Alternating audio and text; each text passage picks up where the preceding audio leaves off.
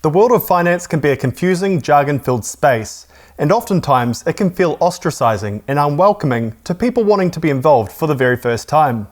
We are lucky in New Zealand to have so many talented people trying to break down these barriers, from Sim and Sonia, who run the successful podcast Girls That Invest, to market commentators such as Francis Cook, who highlight the relevance of the financial news to empower the average Kiwi. In this week's video, I'll be covering my 10 favourite websites, which I think are great not only for New Zealand investors, but anybody in general who wants to improve their financial situation. If you like this video, please make sure to subscribe down below to follow the series or view other content I publish in the personal finance and investing space. The first website I'll be covering is interest.co.nz. This is a great website which has lots of useful comparative information and news articles across a range of topics, helping Kiwis make informed financial decisions with the best and latest information.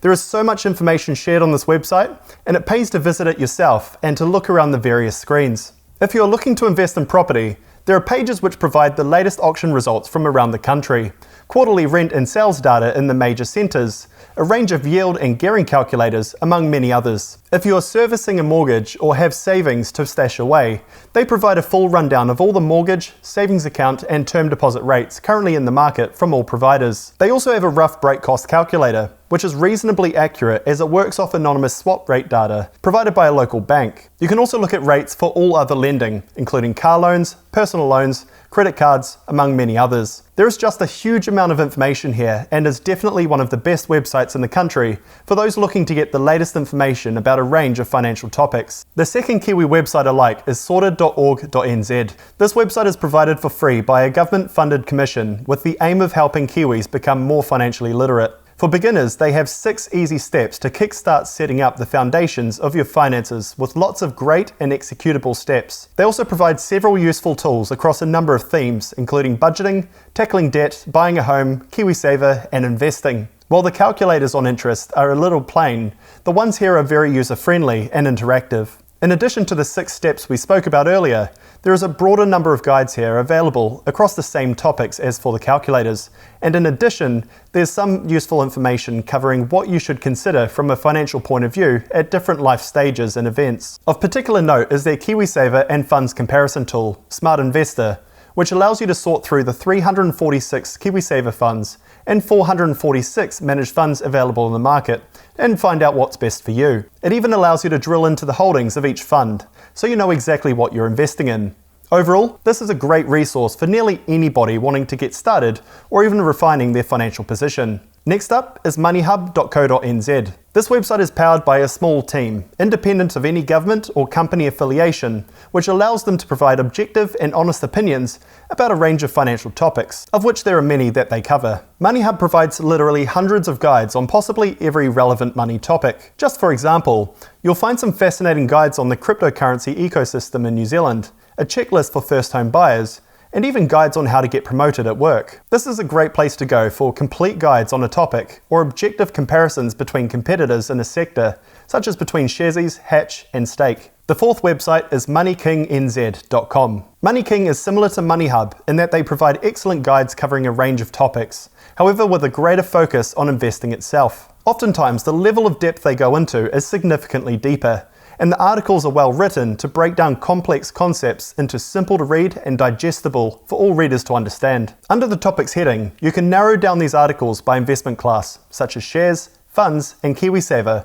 or by category, which breaks down the type of article into guides, reviews, comparisons, and opinions. One particular area I want to highlight is their spreadsheets, which are absolutely fantastic. When I was building my ETF portfolio, I used MoneyKing's NZ Shares Index Fund spreadsheet. In this, I could see all of the funds tracking the New Zealand exchange and find ones that met my needs. They also have one showing their dividend for all NZX companies and another comparing renting and buying a house. So this is another great resource to definitely check out. The fifth website is settled.govt.nz. It is run by the Real Estate Authority, which is a government agency that regulates the real estate sector. As such, this website is one of the main ways they provide free and helpful guides to those purchasing real estate in New Zealand. When it came time for me to purchase my first home, I used this website extensively as it was laid out chronologically with clear instructions at every step of the process. One especially useful tool is listed under Resources, called Buyer Journey Guide. This is essentially a roadmap from start to end and you can click on each step for a detailed guide. So if you're looking to invest in or sell a home for the very first time, or simply need a refresher, this is a great website to visit. The sixth website is actually a collection of websites, and that is the economics and research arms of the 5 largest banks in New Zealand.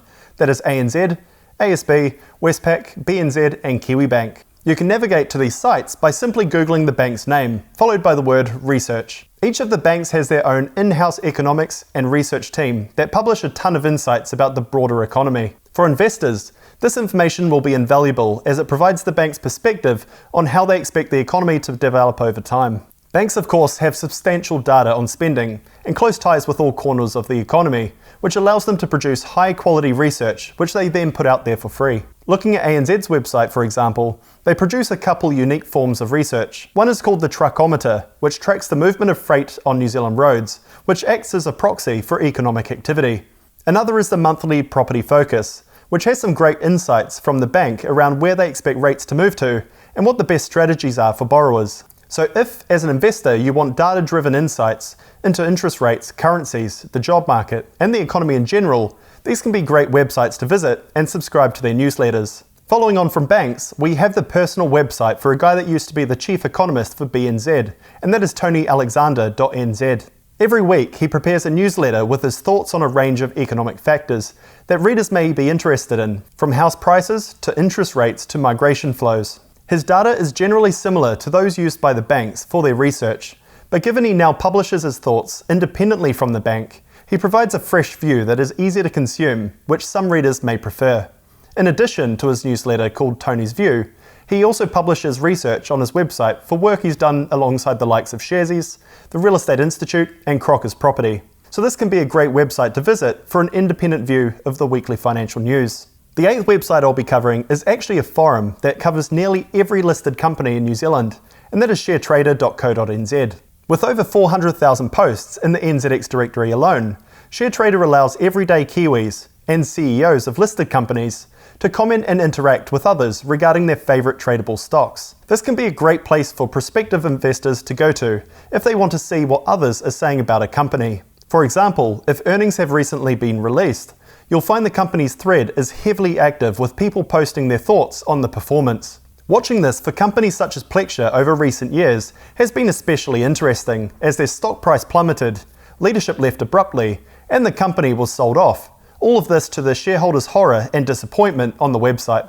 It's important, of course, to take all information on there with a grain of salt and understand that it is a forum at the end of the day where anybody can post anything, no matter how true it is. You never know, you could be reading comments from the CEO gassing up his own company. So if you want to see what others are saying about a certain stock, this is a great place to go. The 9th website is mindfulmoney.nz. This site provides a great insight into ethical investing by looking into the investment focus and holdings of leading KiwiSaver and managed funds available in the market. Their website is a mecca for all the information you'd want to know about investing ethically and investing in general. They have lots of articles and guides to help you make an informed decision on where to place your money and how to avoid funds that may be funding weaponry, climate destruction, cruelty to animals, among a range of other issues. Beyond that, they have a screening tool for both KiwiSaver and managed funds, so you can narrow down funds which care about the same themes you do.